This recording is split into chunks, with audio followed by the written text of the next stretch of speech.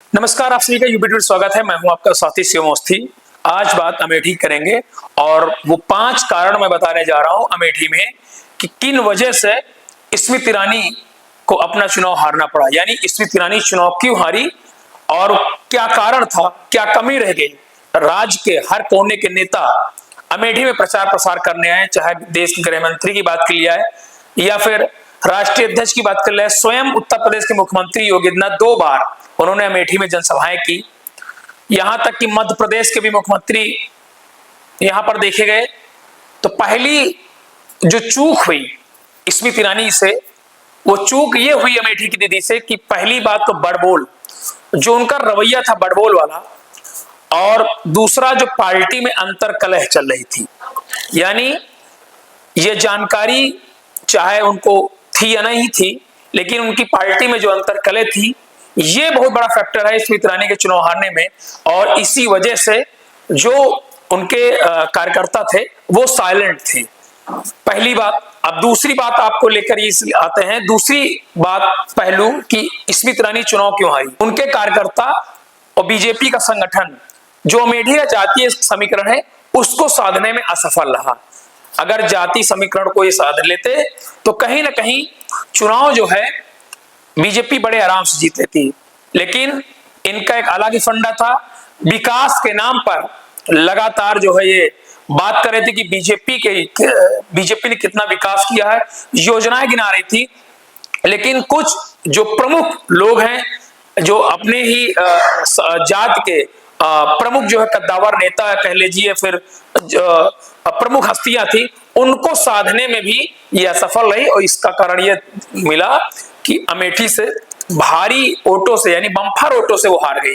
1,67,000 vote बहुत होते हैं। अगर तीसरे पहलू पर बात की जाए कि तीसरा पहलू क्या था, तीसरा पहलू ये था अमेठी में स्मृति ईरानी के लिए कि जब स्मृति ईरानी दूसरे दल के नेताओं को अपने साथ जोड़ने का काम कर रही थी, बीजेपी के बड़े बड़े नेता उनके साथ थे, तब कहीं ना कहीं पार्टी का कार्यकर्ता नाराज दिखा और वो कार्यकर्ता बजाय अपने बूथ पर मेहनत करने के बजाय वो अपने घर पर बैठ गया। क्योंकि कहीं ना कहीं जो पार्टी के बड़े बड़े नेता थे, जो मंच पर तो दिखते थे लेकिन जमीन पर काम नहीं करते थे, फोटो खिंचाते थे, सेल्फी खिंचाते थे, यानी अपने आप को आगे पेश करने की कोशिश में लगे रहे कि सबसे ज्यादा मेहनत वो कर रहे हैं। यानी अगर बात की जाए तो खुद में कंपटीशन था, ये बहुत बड़ी बात थी। इससे भाजपा का जो कार्यकर्ता था वो नाराज हो गए और उन्होंने कार्यकर्ता जो भी थे वो बूथ पर मेहनत करने की बजाय सीधे अपने घरों में बैठ गए। यहां तक सलोन, तिलोई और जगदीशपुर में भाजपा के ही विधायक थे।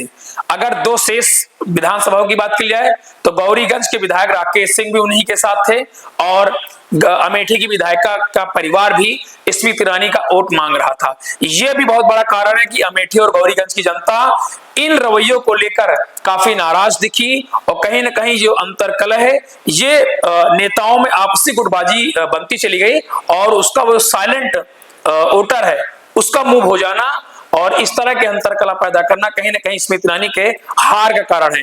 अब पांचवा आपको बताते हैं, पांचवा हार का कारण यह है कि लगातार राहुल गांधी और प्रियंका गांधी पर लगातार वार करना, शब्दों से वार करना, लगातार जनता के बीच में जाना, तो राहुल प्रियंका का नाम लेना, यह बहुत बड़ा फैक्टर हुआ कि जनता में नाराजगी दिखी। और वहीं अगर दूसरी तरफ के एल शर्मा की बात की जाए तो उनसे जब मैंने इंटरव्यू में किया था तो उनका कहना है कि देखिए मैं अपने चुनाव पर ध्यान दे रहा हूं, मुझे कौन क्या कर रहा उसका मतलब नहीं, मेरा चुनाव अमेठी की जनता लड़ रही है। तो ये कारण था कि स्मृति ईरानी इसी वजह से चुनाव हार गई।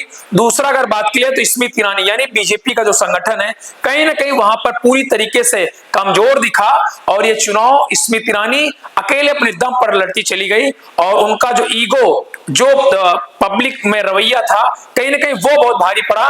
क्योंकि उनका काम था एक्शन लेना, वो तुरंत एक्शन ले लेती थी। उनको ये नहीं पता कि सामने वाला प्रधान है या उन्हीं की पार्टी का कार्यकर्ता है। कहीं ना कहीं ये रवैया भी उनके लिए नुकसानदेह रहा और इसी की वजह से स्मृति ईरानी को अमेठी से भारी हार का सामना करना पड़ा।